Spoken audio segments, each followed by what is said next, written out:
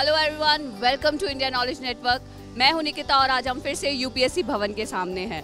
बहुत सारे aspirants interview देते आ रहे हैं, आपको पता ही है। तो आज जो कि मैं देख रही हूं कि हिंदी मीडियम माध्यम से ज़्यादा स्टूडेंट्स आए हैं, तो चलिए उनसे बात करते हैं और उनका एक्सपीरियंस आज जानते हैं कि कैसा रहा उनका इंटरव्यू का एक्सपीरियंस। Let's go.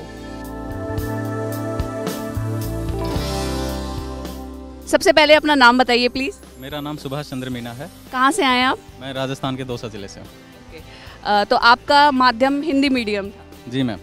ओके, सो जैसे कि हमें पता है कि हिंदी मीडियम के बहुत ही कम एस्पिरेंट्स आते हैं, सो उसका कोई स्पेसिफिक रीज़न नहीं है, जो एक सिविल सेवा के प्रति जो आकर्षण बढ़ा था युवाओं में, क्योंकि प्राइवेट जो सेक्टर है वो इतने अच्छे अवसर नहीं प्रदान कर रहा है। तो जो युवा थे IIT के, IIM के और जो मेडिकल्स के, उन्होंने इस तरफ रुझान किया और उसके संदर्भ में हिंदी मीडियम को कि अभी भी जो आर्ट्स है उनको लेकर चलता है, तो वो कहीं ना कहीं, और एक जो कंटेंट उपलब्धता है वो भी है। अच्छे टीचर्स भी नहीं है, क्योंकि हिंदी मीडियम का छात्र लास्ट तक कोशिश करता है कि मैं कैसे न कैसे जॉब पा जाऊं, और भले ही छोटी जॉब पाता हूं। जबकि जो इंग्लिश मीडियम के हैं वो अगर ब्रिलियंट छात्र यूपीएससी में नहीं जा पाते और जो वो अपेक्षा के अनुरूप उनको जॉब नहीं मिलती, तो वो टीचर लाइन में घुस जाते हैं, और वो मुझे लगता है वो टीचर बच्चों के लिए काफ़ी एक एसेट के रूप में काम करते हैं। तो आपसे हिंदी मीडियम के क्या क्या सवाल पूछे गए? हिंदी मीडियम के या हिंदी मीडियम लिटरेचर से या हिंदी माध्यम से कुछ रिलेटेड? लिटरेचर से मुझे एक तो बाबा नागार्जुन के बारे में पूछा था कि वो क्यों फेमस है। ज़्यादा नहीं पूछा उन्होंने। एक पूछा था कि आपका फेवरेट लेखक कौन है, मैंने प्रेमचंद बताया। तो उन्होंने प्रेमचंद की बोले कौन सी आपको पसंद है, मैंने गोदान बताया। तो गोदान के बारे में फिर उन्होंने पूछा कि ये क्यों है, तो मैंने फिर गोदान कृषक समस्या और जो ग्रामीण जीवन की समस्याएं हैं उसके बारे में बताया। बस नहीं पूछा। तो इंग्लिश मीडियम का कोई ऐसा सवाल पूछा आपसे जस्ट आपको चेक करने के लिए? नहीं, ऐसा कोई सवाल नहीं पूछा, क्योंकि बहुत सारे एस्पिरेंट्स ऐसे पूछते हैं। नहीं, उन्होंने हिंदी में ही पूछे। क्वेश्चंस काफ़ी डाइवर्स रेंज में जाकर पूछे। हालांकि डैब से थे, मेरे गांव से रिलेटेड थे, और मेरी कॉलेज से रिलेटेड, मेरी जो सब्जेक्ट है ऑप्शनल उससे रिलेटेड थे।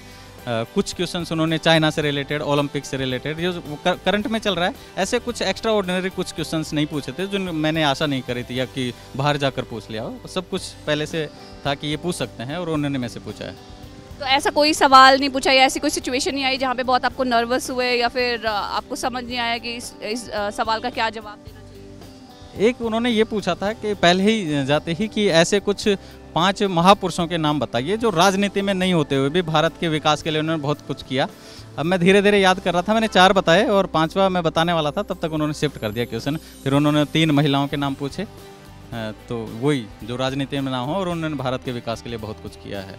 ऐसे ही एक सिचुएशन दी कि मुझे जो चाइनीज़ राष्ट्रपति हैं शी जिनपिंग, उनके पद पर बैठा दिया और बोला कि क्या क्या प्रॉब्लम्स आप सोल्व करेंगे एज ए चाइनीज़ प्रीमियर।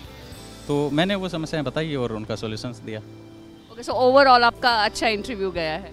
हाँ, मुझे लगता है कि ये अच्छा था, और मैंने प्रेडिक्ट किया था वैसे सवाल आए और मैंने उसको अच्छे से किया।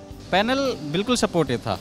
मतलब जो मॉक्स देते हैं उसमें कभी कभी वो ग्रिल करते हैं, यहाँ पे वो सपोर्ट भी करते हैं आपको। अगर कुछ किसी बात में आप अटक रहे हैं तो वो उस बात को पूरी करते हैं, और बहुत ही सपोर्टिव होता है, आपको कंफर्टेबल फील कराते हैं। और इंटरव्यू नहीं लगता, बल्कि एक डिस्कशन लगता है कि डिस्कशन चल रहा है।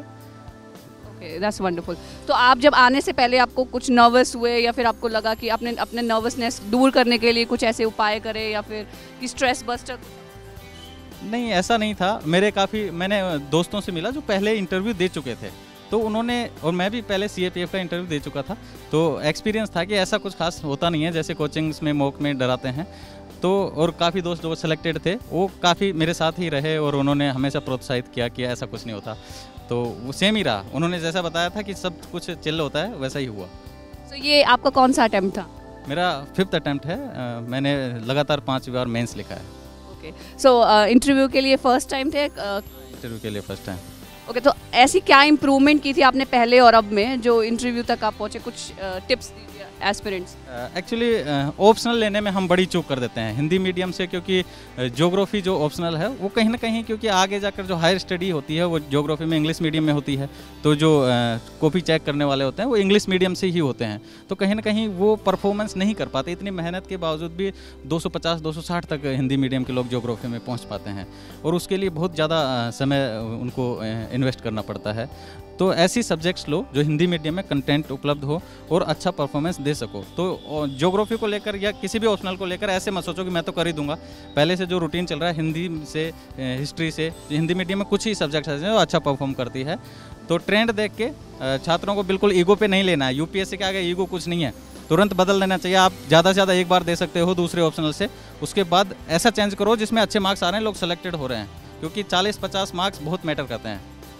तो आपका कहना है कि ऑप्शनल चाहे हिंदी मीडियम हो चाहे इंग्लिश मीडियम हो, सोच के लेना चाहिए?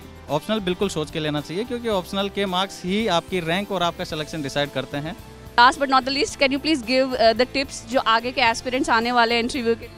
कोशिश करो कि पहले जो यूपीएससी का नेचर है उसकी प्रीलिम्स के पेपर उठाओ और देखो, उस एनालिसिस करो कि कैसे टाइप के क्वेश्चंस पूछ रहे हैं। उसके बाद एनसीईआरटी पढ़ो और देखो कि मैं क्या टैकल कर पा रहा हूँ। अगर आप कर पा रहे हो तो निश्चित तौर पर आप में एबिलिटी है। बिना कोचिंग के आप खुद से पढ़कर एनसीईआरटी पढ़ो, उसके बाद स्टैंडर्ड बुक्स पढ़ो और उसके बाद खुद से ज़्यादा, हालांकि जो गाइडेंस हो बहुत ज़रूरी होती है, क्योंकि बड़ा सिलेबस है और कहीं ना कहीं हम एक गलती ऐसे कर देते हैं उसकी वजह से हमारा सिलेक्शन रुक जाता है।